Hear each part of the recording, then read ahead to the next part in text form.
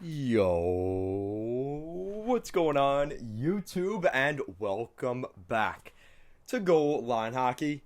It's your boy Kevin Forte. We're taking a look today at the New York Islanders. I know I should have waited a couple more days to do that lineup prediction series video, but I did get it right. I said for the New York Islanders, go back to that video. I talked about the Islanders, and their offense is still fairly accurate, but their defense has changed a lot.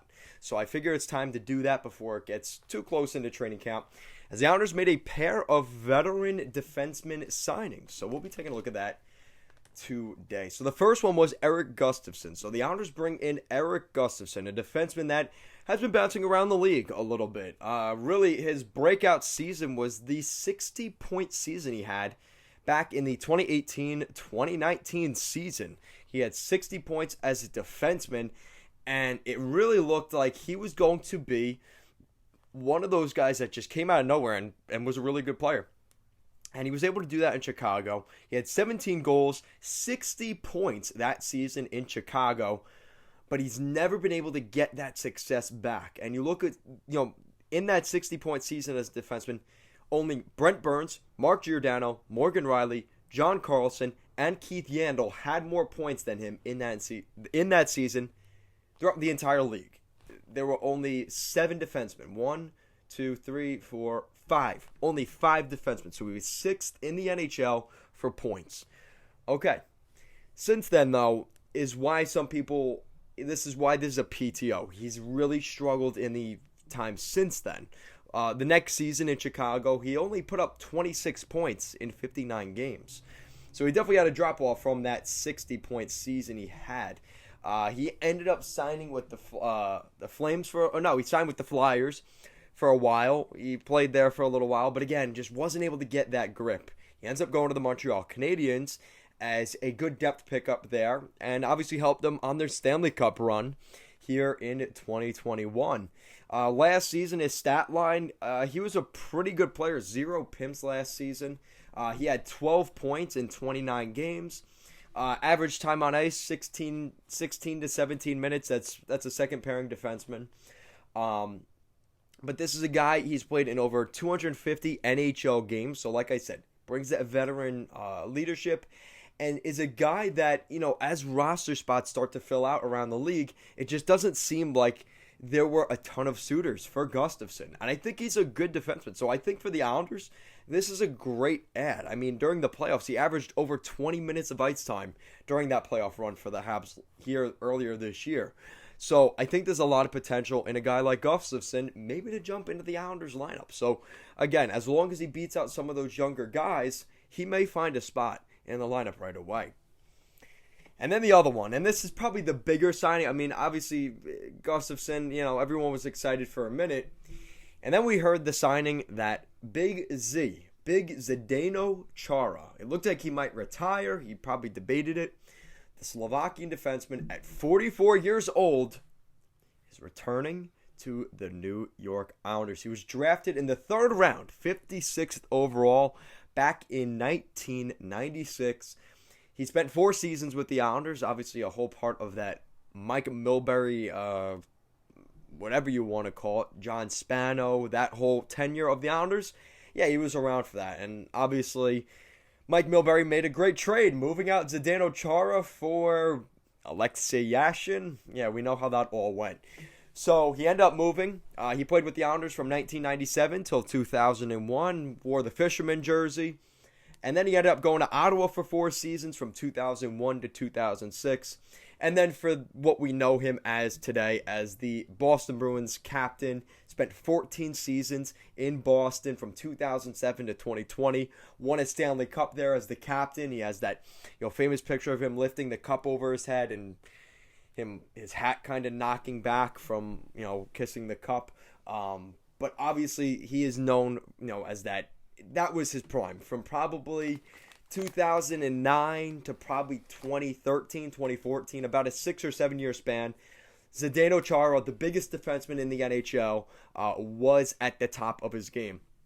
And then in 2020, he decided that things won't work out. I think it was a mutual thing. I think the Bruins were looking at some of their younger defensemen, looking at the Matt Grizzlicks, the Brandon Carlos, the Charlie McAvoys, and just said, hey, listen, Big Z, we don't have room for you. And that's kind of the management side of the game that nobody really likes to talk about, but it is definitely there. So he goes down to Washington, spends his season there in the 2020-2021 NHL season, and he stays on the East Coast this year, going back to the Islanders 20 years later. Going back to the Islanders, signing a one-year contract. Of course, it's Lou Lamoriello, so we don't know the exact salary. It probably is the league minimum or close to it. But for the 2021-2022 NHL season, just around 20 years later, Big Zdeno Chara comes back to the Islanders. And this organization has changed a awful lot since Big Zdeno Chara left the Islanders. Obviously, the fraud owner and John Spano is no longer there. Mike Milbury, the probably one of the worst general managers in NHL history, pretty much obliterated the Islanders. They had Zdeno Chara, Jason Spezza, Roberto Luongo. Do I need to go down the list of all these now Hall of Famers that the Islanders traded away for pretty much nothing, pretty much Alexei Yashin? So the Islanders really, they have changed a lot since then. They obviously had the Garth Snow era. Now they have the Lou Lamoriello, Barry Trotz era.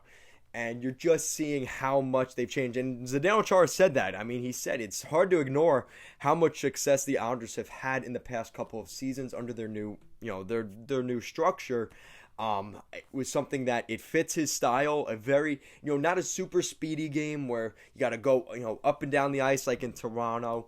You got to be fast and skilled. The Islanders play a much different game. It's almost like a football game watching the Islanders play. Just very systematic and, move the puck down the ice and that kind of game, that defensive trap game.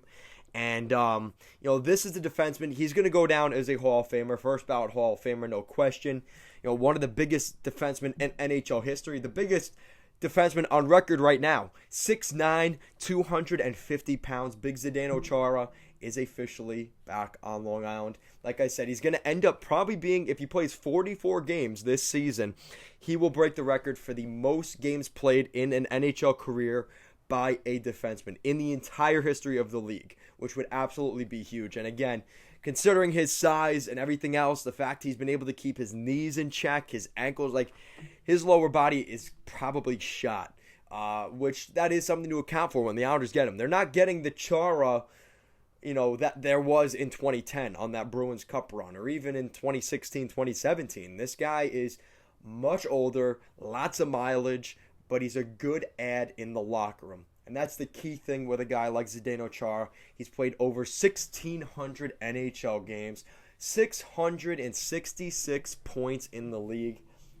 This guy will go down as an absolute legend. And, unfortunately, he wasn't able to spend his whole career on the Islanders just because of bad management, bad ownership.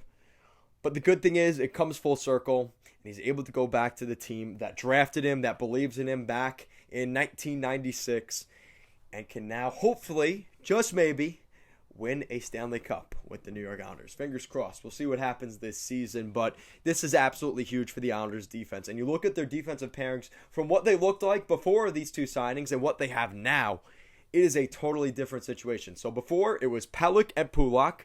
No surprises there. A little bit of a tongue twister, but nothing crazy there. That's going to stay the same.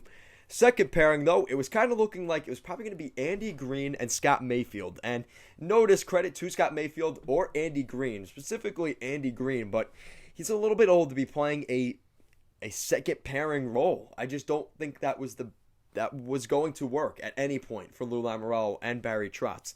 They needed a more reliable defenseman there because Andy Green just isn't there in terms of skating. He's not a fast skater. He got exposed a little bit last season as an Islander. So that's the kind of stuff that if now you're making him a second pairing defenseman to replace Nick Leddy, that's definitely a downgrade. But now, and then obviously the third pair, you're looking at one of the young guys, Parker Witherspoon, Sebastian Aho, Mitch Von de Sample, Bodie Wild, Robin Salo, whoever you want to throw in there on the left side, and you also have Noah Dobson coming back, hopefully for a full season on the right side.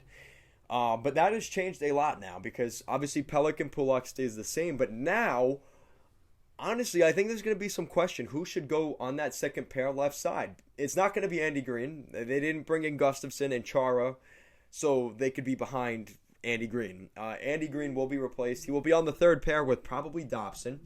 And then who's going to play with Mayfield? Is it Chara? Is it Gustafsson?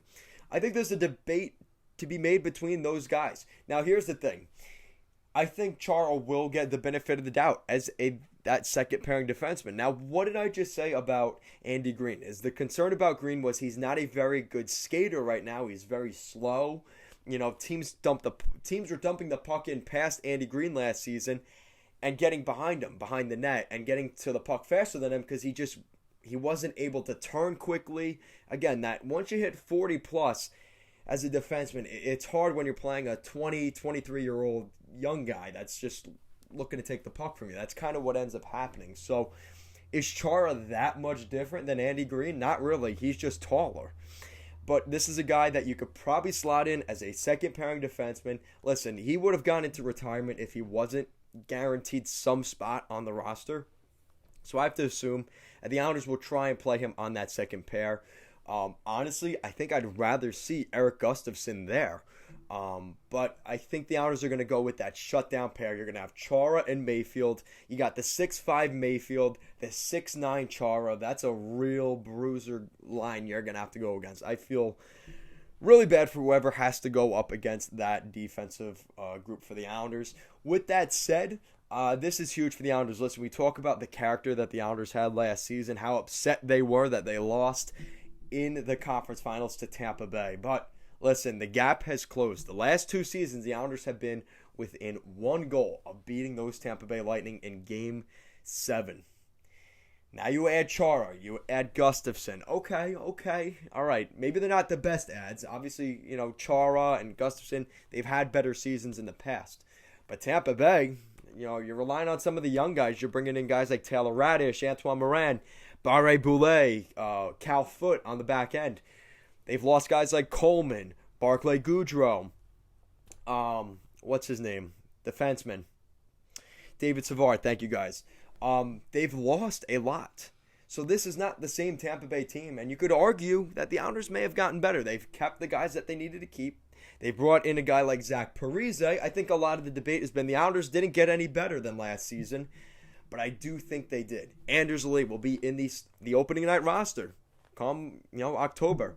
This is huge for the Islanders that they were able to get Chara and Gustafsson in. I think Gustafsson was an underrated PTO guy to bring in. And that way, unfortunately, it means we're probably not going to see one of those young guys that would, otherwise, probably now be in Bridgeport. But the good thing is the Islanders have depth. And this is a team right now, you could say, oh, we need the young guys to develop this and that. No, not anymore. The Islanders have to win a Stanley Cup. It is now time for the Islanders. You look at that division, it's a little bit of a changing of the guard. You're catching, the Devils in a rebuild, the Blue Jackets in a little bit of a rebuild. You have teams like Washington and Pittsburgh who have actually probably taken a step back. The Philadelphia Flyers and the New York Rangers seem kind of right in the mix. Maybe they get, one of those wild card spots. Carolina is really the team to watch in that Metro division. And who's right next to them? It's the New York Islanders. So the Islanders have a huge opportunity here. We saw what they've done the past two seasons. One of the best goaltending tandems in the league. One of the best coaching staffs in the league. Goaltending coaches, Mitch Korn, Piero Greco. You obviously have Coach Lambert behind the bench with Barry Trotz. And obviously the great Hall of Famer Lou Lamoriello as the general manager. The time is now for the New York Islanders. And it's been too long. The Islanders have not won a Stanley Cup since 1983. Here in 2022, watch out for the New York Islanders. This is a team to watch, and I haven't been able to say that confidently for as long as I've been alive. The Islanders have not made the playoffs. The Islanders have not had any success in the postseason. They would get bounced in the first round by Pittsburgh or Washington. But this team is taken much more seriously today in the NHL. And by Zdeno Chara signing with the Islanders, kind of puts an exclamation point on that. And you look at the way he was talking about the organization, the way the Islanders are run right now. Guys, it's good news for the Islanders going into this season. But again, the questions will still arise. Again, you've added two defensemen that have not been great. You have on the left side, you do have Obviously, Nicoletti not there, but you have Zdeno Chara and Andy Green on your second and third pair. Is that good enough to win a Stanley Cup? We're going to find out this season. So I went on a little bit of a ramble there, but I'm sure the Islander fans out there appreciate me giving some praise to the Islanders. Let's see if they can christen this new building with a cup here in 2022, but we will find out. Guys, thank you so much for watching this video. If you like what we're doing here at Goal Line Hockey, want to see the latest news around the NHL and more videos just like this one, make sure to give this video a big thumbs up and an even bigger subscribe down below. Guys, make sure to check out our Streamlabs shop in the description down below. You could pick up some Goal Line Hockey swag, pick up a hat, backpack, sweatshirts, t-shirts. We got it all in there. We even have a coffee mug in the morning for you guys if you want that. As always, thank you so much for watching, and I will see you again next time.